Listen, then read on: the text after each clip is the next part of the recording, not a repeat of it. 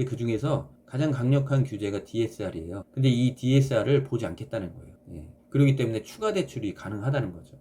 대출을 리모델링 해드리는 대리대리 이대리입니다. 오늘 얼마 전부터 출시되었지만 말도 많고 탈도 많은 역전세 대출에 대해서 보시고 도움이 되셨다면 구독과 좋아요 부탁드릴게요. 그럼 빠르게 본론으로 들어가 보겠습니다. 역전세 대출 고민 많이들 하시죠. 요즘같이 전세 시세가 빠질 때는 굉장히 고민이 많이 돼요.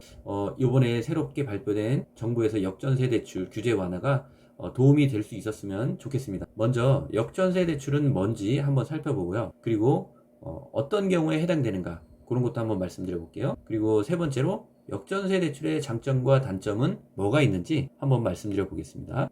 23년 7월 3일 이전에 계약된 전월세 계약을 말하는데요. 여기에는 반전세도 포함이 됩니다. 그런데 이 계약이 만기가 되어 가거나 세입자가 나간다고 할 때 보증금을 돌려줘야 되는데 보증금을 돌려주지 못할 경우 집주인이 주택담보대출을 추가로 신청할 수 있는 제도입니다. 요거는 7월 27일부터 시행이 됐고 일단은 한시적으로 1년간만 시행을 하게 됩니다. 나중에 더 이런 경우가 많아진다면 더 늘어날 수도 있겠죠. 특이한 건 주거용 오피스텔도 가능하다는 점입니다. 다음은 역전세 대출 케이스별 사례를 말씀드릴게요. 첫 번째, 후속 임차인이 있는 경우예요. 근데 이런 경우는 후속 임차인이 있으면 무슨 문제가 있냐 하는데 사실은 요즘 같은 시기에는 전세금 5억에 기존 임차인이 있었어요. 근데 새로운 임차인이 4억에 계약이 된 거죠. 그럼 1억에 대해서 이거를 기존 임차인에게 돌려줘야 되는데 이거를 역전세 대출로 해주겠다 그런 얘기거든요. 다음은 후속 임차인이 없지만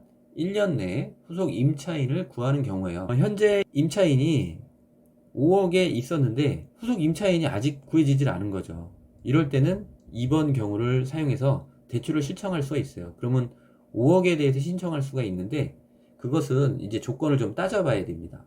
다음은 집주인이 직접 거주하는 경우예요. 예를 들어서 집주인은 자기 집에 살거나 아니면 타인 주택에 전세나 월세로 살겠죠. 그리고 자기 집은 전세를 놓은 거예요. 그럴 때 이 전세 세입자가 나갈 건데 집주인이 그 집에 거주하겠다는 뜻입니다. 이럴 때 해당되는 케이스입니다. 다음은 여러 가지 기타 사례들이 지금 계속 쌓이고 있어요. 그 중에서 감액갱신, 기존 임차인이 그대로 살겠대요.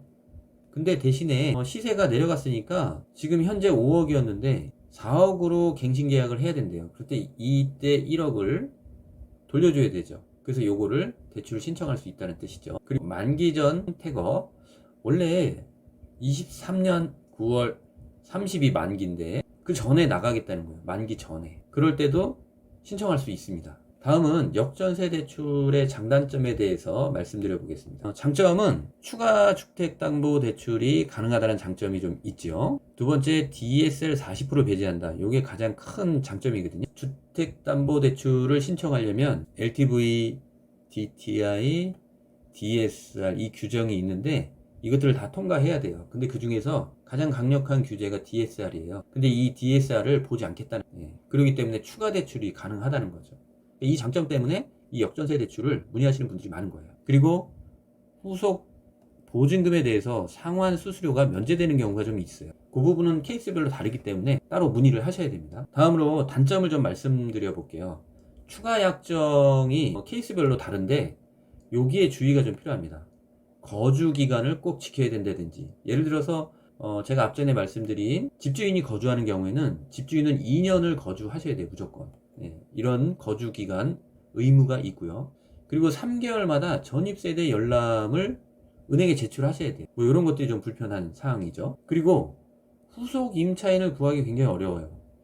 케이스 1, 케이스 2를 아시는지 모르겠는데 후속 임차인이 있는 경우, 그 다음에 후속 임차인이 1년 내에 구하는 경우인데 이 후속 임차인 구하기가 참 어려워요. 전세 대출 때문에 그러는데 이 전세 대출을 받아서 후속 임차인이 들어온 경우가 많은데 전세 대출을 할 수 있는 게 딱 한정되어 있어요. HF라고 해가지고 한국주택금융공사, 여기에서 취급하는 보증서만 가능해요. 그 중에서도 질권 생략 방식만 가능하거든요. 그러다 보니까 이 대출을 할 수 있는 사람들이 별로 없어요. 여기 HF 보증서는 사실 전세 대출할 때 잘 사용하지 않는 대출이거든요.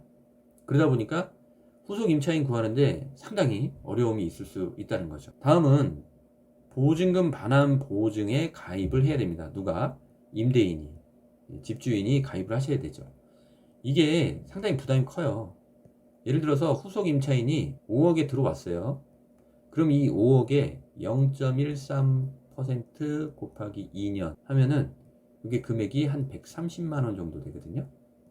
요거를 집주인이 부담을 해야 돼요. 그리고 이 보증금 반환 보증에 가입한다는 특약 문구를 계약서에 기재를 해야 돼요. 그러니까 이런 부분 때문에 임대인들이 부담이 더 커지는 거죠. 그리고 또 하나 중도상환 수수료 부담이 있어요. 쉽게 생각해서 이 보증금을 내가 돌려주기 위해서 대출을 받았는데 후속 보증금이 들어오면 그거를 은행에 갚게 되잖아요. 은행에 갚을 때 상환 수수료가 없을 것 같은데 있는 경우가 있어요. 그렇기 때문에 이 경우는 케이스별로 한번 문의를 해보셔야 됩니다. 그 다음에 대출 금액이 생각보다 작다.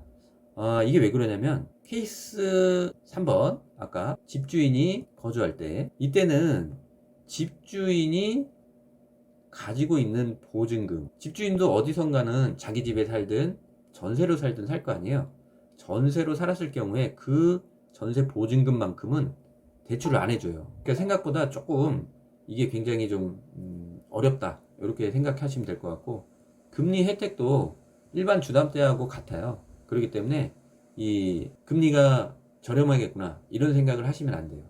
똑같이 주담대 대출의 금리를 사용하게 됩니다. 굉장히 단점이 많은 역전세 대출임에도 불구하고 DSR을 보지 않기 때문에 굉장히 유리한 측면이 있습니다. 그러나 이걸 사용하기 위해서 생각하고 고민하고 계시다면 제가 설명드린 부분을 잘 생각해 보시고 따져 보신 다음에 신청을 하시는 게 좋을 것 같습니다. 오늘 이 영상이 도움이 되셨다면 구독과 좋아요 부탁드리고 다음에 더 좋은 영상으로 찾아뵙겠습니다. 감사합니다.